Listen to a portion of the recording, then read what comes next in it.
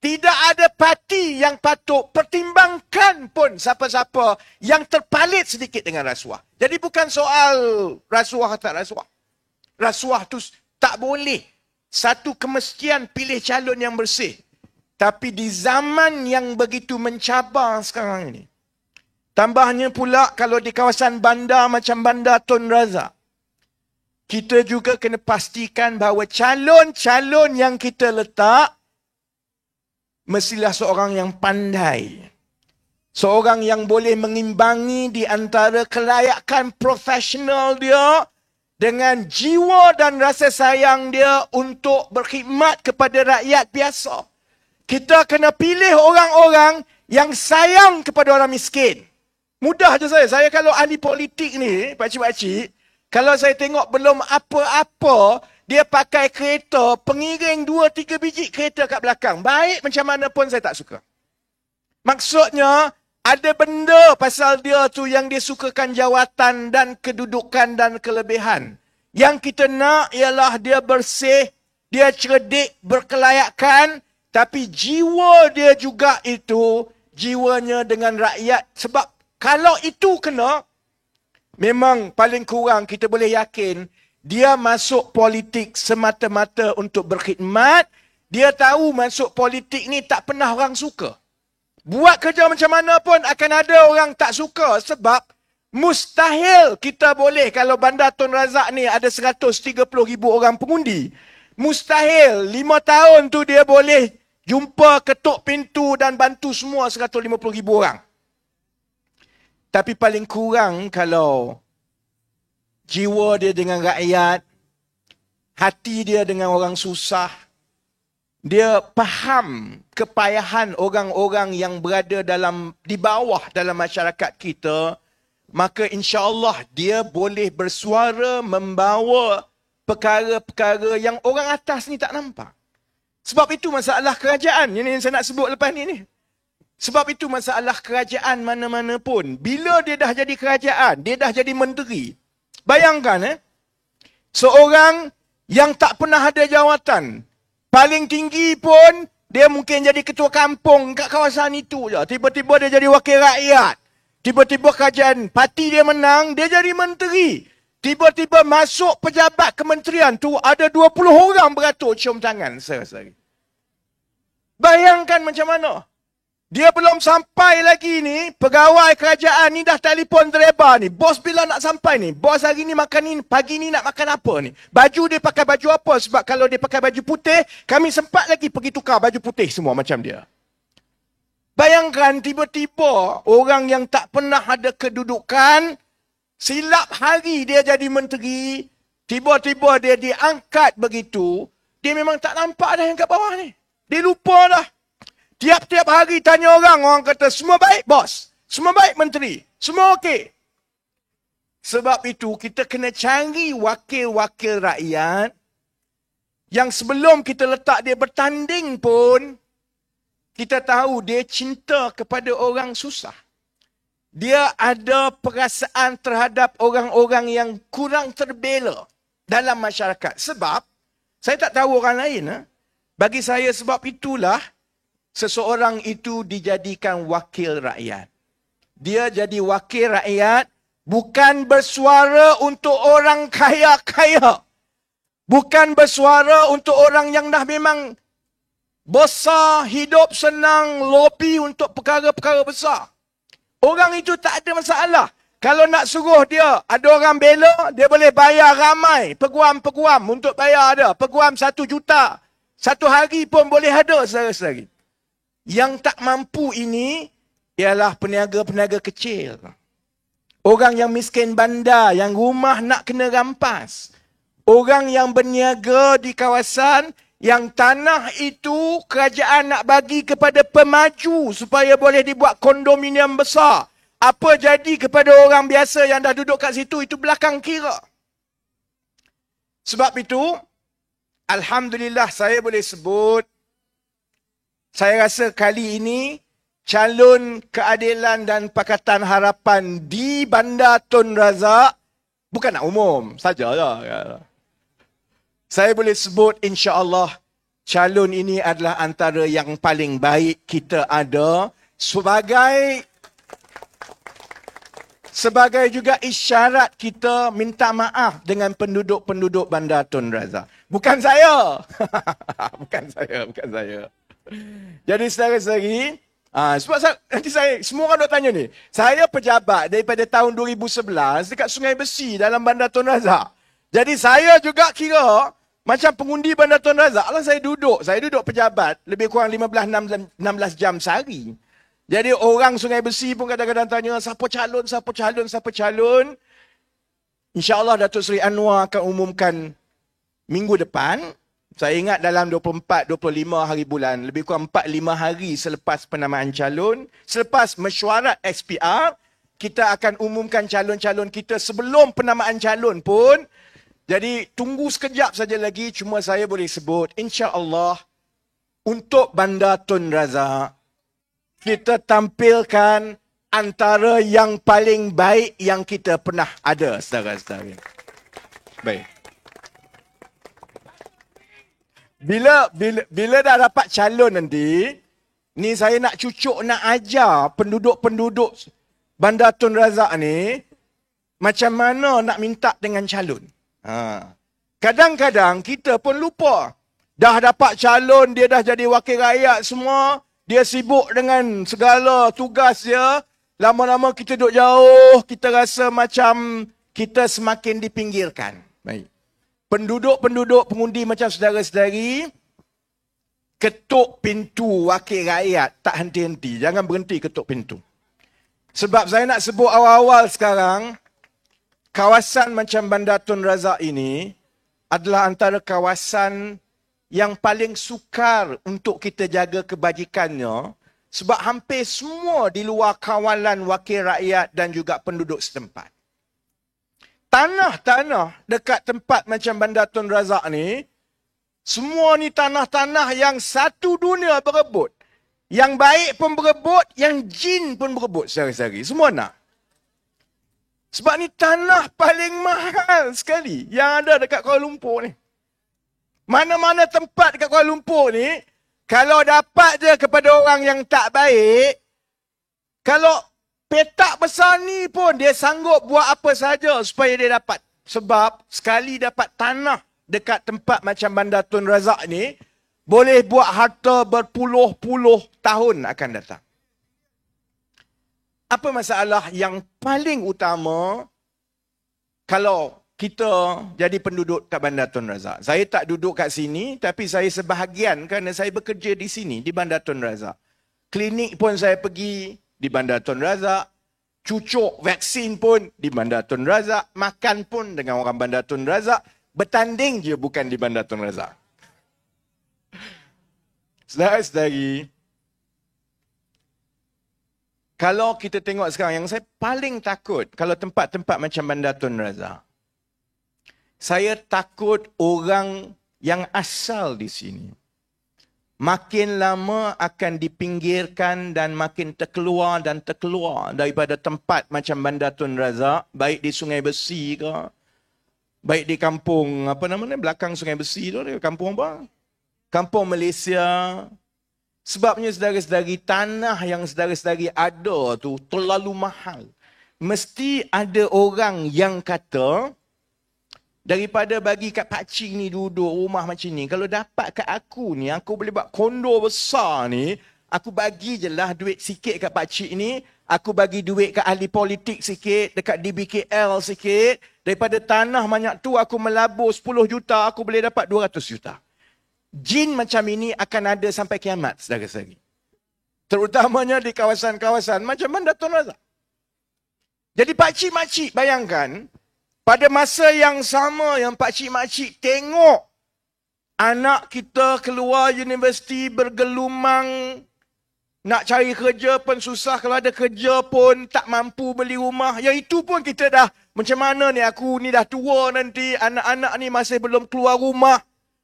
Pada masa yang kita duk fikir pasal perumahan untuk mereka, rumah kita pun kalau silap-silap hari melayak.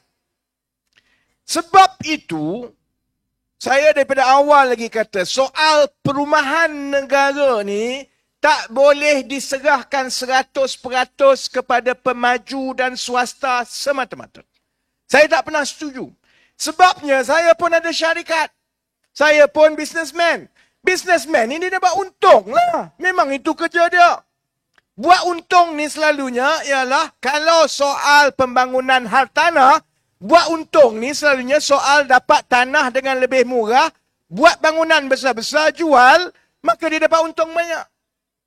Kalau ada kelompok-kelompok di Sungai Besi yang rumah dia masih lagi tanah belum dibangunkan sehingga menjadi pencakar langit. Kalau tidak ada pembelaan dan juga dasar perumahan yang mempertahankan, tak ada jaminan saudara-saudari. 10 tahun, 15, 20 tahun akan datang, apa jadi dekat rumah-rumah itu. Kalau diserahkan 100% kepada syarikat swasta, seperti yang telah dibuat oleh UMNO, Barisan Nasional dan pengundi-pengundi di Bandar Tun Razak cukup faham perkara ini. Lepas satu plot ke satu plot, akhirnya naik, yang ini dah dapat ke syarikat itu, yang ini dah naik ke syarikat itu. Bila naik bangunan besar-besar, unit satu paling rendah, kalau pun boleh muat satu keluarga 600-700 kaki persegi, paling kurang 400-500 ribu. Sampai bila-bila anak kita tak mampu. Sebab itu saya daripada dulu kata, soal perumahan ini, mungkin orang yang di luar kawasan bandar-bandar besar macam Kuala Lumpur, Johor Bahru, Pulau Pinang, Seremban, dia mungkin tak faham.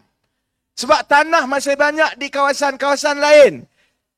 Tapi di kawasan-kawasan seperti Bandar Tun Razak, jika kerajaan tidak ada dasar perumahan rakyat yang benar-benar meletakkan kepentingan kepada orang biasa macam ini, lama-lama pengundi-pengundi di Bandar Tun Razak ini ialah rumah banyak tapi semua dibeli oleh orang asing. Rumah banyak tapi bukan orang asal Bandar Tun Razak. Rumah banyak, akhirnya pakcik-makcik kena balik kampung, duduk kat kampung. Itu masalah yang dialami oleh mana-mana bandar besar di dunia ini kalau dia tidak ada dasar perumahan yang baik. Sebab itu, yang ini yang saya berbeza pendapat sangat-sangat dengan UMNO Barisan Nasional pasal perumahan rakyat. Daripada saya zaman di parlimen lagi saya kata, cara kamu cuba untuk mewujudkan perumahan kepada rakyat ini sebenarnya cara untuk bagi keuntungan kepada kroni. Saya kata, baca dengar, cara nak buat rumah untuk rakyat ni dua. Satu ialah dia tidak boleh diserahkan kepada syarikat swasta. Syarikat swasta nak buat untung. Dia takkan sekali-kali bina rumah yang dia rasa tak bagi keuntungan kepada dia.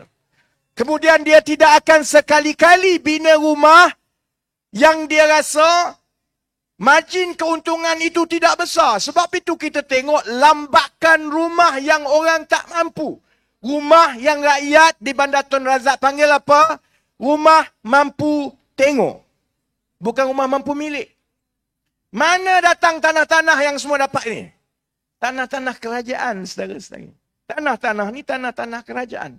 Jadi daripada zaman Najib dulu, bila dalam tahun 2010, 2011, 2013, kita bawa isu perumahan rakyat bahawa kita mesti ada projek besar-besaran untuk membina rumah besar-besaran kepada golongan yang tak mampu untuk beli rumah dengan syarikat swasta ni. Najib pun kata, okey, kita akan buat. Najib buat tak? Dia tak buat rumah, dia buat satu syarikat baru. Sedangkan pada ketika itu dah ada pun syarikat perumahan negara berhad, SPNB, dah ada pun. Kita kata jangan buat syarikat perumahan lagi, buat lembaga perumahan. Beza di antara lembaga perumahan rakyat kalau buat berbanding dengan syarikat perumahan. Sebab syarikat perumahan ini, dia berfungsi sebagai syarikat swasta. Dia buat rumah pun dia ambil model swasta untuk dapat keuntungan. Baik, ya. Tahun 2012, 2013, bila kita tekan dan tekan tentang rumah untuk rakyat, Najib buat apa?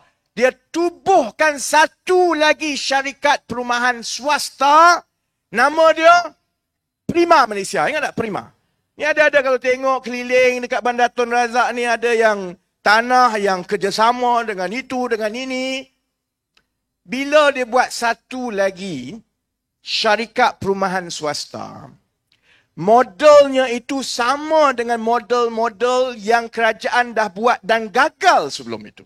Modelnya begini, Wajib. Syarikat itu syarikat swasta. Baik syarikat perumahan negara berhad ke, Prima ke. Dia kemudian buka untuk cari tanah-tanah milik kerajaan. Jadi ada lah kontraktor ke developer ni tengok, tanah ni di Bandar Tun Razak ni. Tanah ni sekarang jadi depo di BKL. Tak bagus buat depo di BKL ni. Rugi tanah tengah-tengah Kuala Lumpur. Campak dia pergi jauh-jauh. Kami nak buat rumah kononnya untuk perumahan rakyat. Tanah itu kemudian diberikan kepada syarikat-syarikat yang berselindung di sebalik nama perumahan rakyat ni. Dapat dekat dia, dia lantik kontraktor lagi. Jadi, dengan ketirisan yang berlaku, dengan yang dia nak kena bayar kat semua orang ni, akhirnya dia campur tolak. Dia pun beritahu kerajaan, kami swasta, kami nak buat rumah ni, kami memanglah kena adalah untung. Kalau tak untung macam mana nak berniaga? Jadi lepas kami campur tolak semua gini, harga paling murah kami boleh tawarkan ialah RM350,000. Mari RM350,000. Tanah betul-betul dekat KL. Yang dibuat rumah untuk rakyat tu mungkin satu blok je. Yang lain ni semua jadi benda lain dah. Yang ini jadi shopping kompleks, yang itu untuk kewangan dan sebagainya. Akhirnya dia tawarkan, rakyat pun tak boleh beli.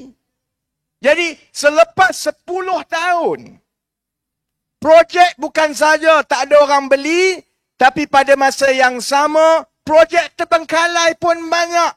Sedangkan pada masa itu, tanah-tanah yang kerajaan yang sepatutnya benar-benar kita tumpukan untuk bina rumah rakyat ni, semua dah terbang.